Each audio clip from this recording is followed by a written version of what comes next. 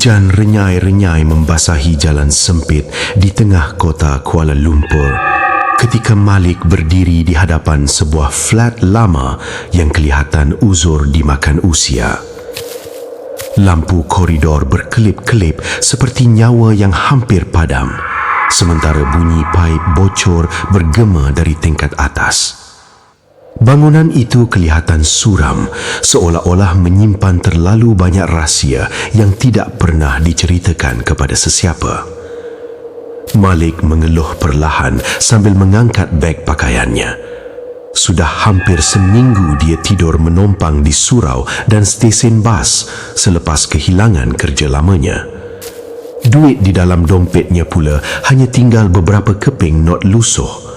Jadi apabila dia menemui bilik sewa murah ini, dia terus bersetuju tanpa banyak soal. Dia menolak pintu bilik nombor 17 yang berdecit panjang. Kerik! Bau hapak terus menusuk ke hidungnya. Udara di dalam bilik itu sangat lembab, bercampur bau besi karat dan sesuatu yang sukar digambarkan. Seperti kain basah yang diperam terlalu lama. Bilik itu kecil dan sempit. Cat dinding mengelupas di sana sini, silingnya tinggi dan dipenuhi tompok hitam lembapan. Di tengah-tengah bilik pula terdapat sebuah katil besi lama yang kelihatan berat dan usang. Permukaan rangka besinya dipenuhi karat coklat kemerahan. Malik cuba tersenyum walaupun rasa tidak sedap hati mula muncul. Tak apalah, asalkan ada tempat tidur, bisiknya perlahan. Dia meletakkan beg di atas katil. Rangka besi itu berbunyi perlahan, seolah-olah mengerang apabila menerima berat begnya. Kerik! Malik berhenti seketika. Dia memandang bawah katil. Gelap, terlalu gelap. Walaupun lampu bilik menyala malap, ruang bawah katil itu seolah-olah menelan cahaya. Malik cuba mengabaikan perasaan aneh itu lalu mula mengemas pakaiannya. Namun sepanjang malam itu, dia dapat merasakan sesuatu sedang memerhatikannya dari bawah katil tersebut. Sedang Malik melipat bajunya, tiba-tiba kedengaran bunyi ketukan perlahan di pintu. Tok, tok, tok. Malik berpaling. Siapa pula pola malam macam ni? Dia membuka pintu perlahan. Seorang lelaki tua berdiri di luar biliknya. Tubuhnya kurus melengkung, kulit wajahnya pucat kekuningan, rambutnya putih tidak terurus manakala matanya cengkam seolah-olah sudah terlalu lama tidak tidur. Lelaki tua itu memandang tepat ke wajah Malik tanpa senyuman. Saya Mansur, jiran sebelah. Malik mengangguk kecil. Oh, saya Malik, pakcik. Namun Mansur tidak menyambung bicara. Dia hanya memandang ke arah katil di dalam bilik Malik dengan riak wajah yang berubah serius. Suasana koridor tiba-tiba menjadi sangat sunyi. Malah bunyi hujan di luar juga seakan perlahan. Mansur mendekat sedikit lalu berbisik dengan suara serak. Ingat pesan aku, anak muda. Dia berhenti seketika. Apapun yang berlaku nanti, jangan sesekali tunduk dan pandang ke bawah katil itu. Jantung Malik berdegup perlahan. Biarkan apa yang ada di sana tetap di sana. Mata Mansur kelihatan bergetar ketakutan ketika mengucapkan ayat itu. Malik cuba tertawa kecil. Pakcik ni bergurau ke? Tetapi Mansur langsung tidak tertawa. Sebaliknya, lelaki tua itu terus berpaling dan berjalan perlahan menuju biliknya yang gelap di hujung koridor. Sebelum masuk, Mansur sempat berkata tanpa menoleh, "Kalau dengar orang panggil nama kau dari bawah katil, jangan jawab." Pintu bilik Mansur tertutup perlahan. Bam! Koridor kembali sunyi. Malik berdiri kaku di depan pintunya sambil merasakan bulu roma di tengkuknya mula meremang. Malam semakin lewat. Hujan kini turun dengan sangat lebat hingga tingkap bilik bergegar setiap kali guruh berdentum di langit. Lampu bilik Malik pula beberapa kali berkelip sebelum kembali menyala malap. Malik baring di atas katil besi itu sambil memandang siling. Dia cuba melelapkan mata, tetapi kata-kata Mansur bermain berulang kali dalam fikirannya. Jangan pandang bawah katil. Malik mengeluh, tak mengarut betul. Namun ketika dia hampir tertidur, krik, matanya terus terbuka luas. Bunyi itu datang dari bawah katil.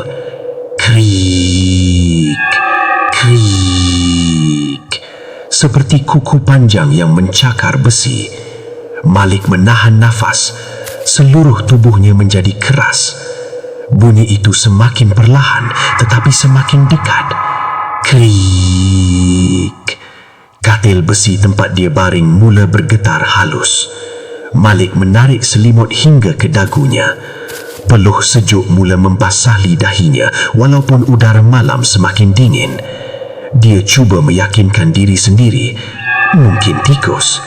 Tetapi bunyi itu terlalu berat untuk seekor tikus. Dan ketika itu, dia terdengar suara perlahan dari bawah katil. Malik. Suara wanita. Parau. Basah. Seolah-olah tekaknya dipenuhi darah. Malik. Air liur Malik terasa pahit. Dia menutup telinga rapat-rapat, namun suara itu masih terdengar jelas, seakan berbisik betul-betul di bawah tubuhnya. Tiba-tiba, seluruh bilik menjadi sangat sejuk. Lampu bilik Malik mula berkelip-kelip dengan laju. Tik, tik, tik. Kemudian padam. Gelap menyelubungi seluruh ruang. Hanya cahaya samar dari kilat di luar menerangi bilik untuk beberapa saat sebelum hilang kembali. Dan ketika itulah bau busuk mula memenuhi udara. Bau daging reput, bau bangkai yang diperam terlalu lama. Malik menekuk hidungnya sambil menahan rasa mual. Dia terdengar bunyi pernafasan kasar dari bawah katil.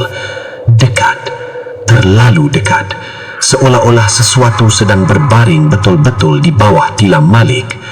Katil besi itu mula bergetar halus. Krik, krik. Malik bergigil ketakutan. Dia mahu bangun tetapi tubuhnya terasa berat. Tiba-tiba, satu bunyi seperti sesuatu yang berat diseret kedengaran dari bawah. Serat, serat. Dan perlahan-lahan, tilam di bawah badan Malik mula terangkat sedikit. Seolah-olah ada sesuatu sedang menolak dari bawah. Malik menahan jeritan. Air matanya hampir keluar kerana terlalu takut. Lalu dalam kegelapan itu, dia terasa sesuatu menyentuh bawah katil. Bukan dengan tangan, tetapi dengan rambut panjang yang basah. Dalam keadaan panik, Malik segera mencapai telefon bimbit di tepi bantalnya. Tangannya menggigil teruk. Ya Allah, ya Allah. Dia cuba membuka skrin telefon untuk menelefon polis. Namun sebelum sempat mendial nombor, telefon itu terlepas dari tangannya. Telefon tersebut jatuh ke lantai lalu meluncur perlahan masuk ke bawah katil. Skrinnya masih menyala. Cahaya putih daripada telefon itu menerangi sedikit ruang gelap di bawah katil. Malik menahan nafas. Dia dapat melihat rambut hitam panjang memenuhi lantai bawah katil. Dan sesuatu sedang bergerak perlahan di celah rambut itu. Telefonnya berbunyi akibat panggilan kecemasan yang belum sempat dipadam. Tring! Tring! Tiba-tiba bunyi itu berhenti. Senyap. Kemudian, satu bunyi retakan tulang kedengaran dari bawah. Kerak! Kerak! Skrin telefon Malik perlahan-lahan ditarik menjauh ke dalam gelap, seolah-olah ada tangan sedang memegangnya. Dan ketika cahaya telefon semakin hilang, Malik sempat nampak sepasang mata putih terbuka luas memandang tepat ke arahnya dari bawah katil. Ketakutan mula menguasai seluruh tubuh Malik. Namun dia tahu telefon itu satu-satunya harapan untuk meminta bantuan. Dengan nafas tersekat-sekat, dia perlahan-lahan menurunkan tangannya ke bawah katil. Jari-jarinya menggigil.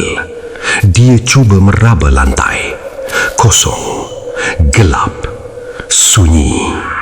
Kemudian, tangannya tersentuh sesuatu yang lembab. Malik terus menarik nafas tajam. Kulit. Itu kulit manusia. Belum sempat dia menarik tangannya, satu tangan lain tiba-tiba mencengkam pergelangan tangannya dengan kuat. Tangan itu sangat pucat. Jari-jarinya panjang melampaui dengan kuku hitam pecah-pecah seperti mayat rebut.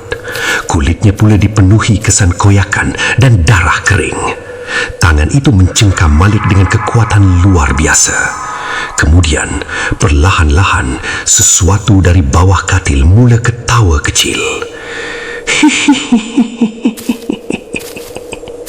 Suara perempuan, serak, menyeramkan.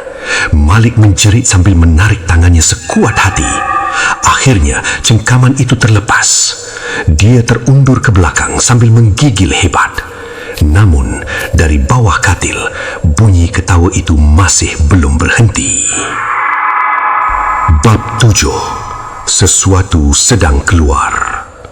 Malik melompat turun dari katil dan berlari ke penjuru bilik paling jauh. Dia bersandar kepada dinding sambil memandang tepat ke arah katil besi itu.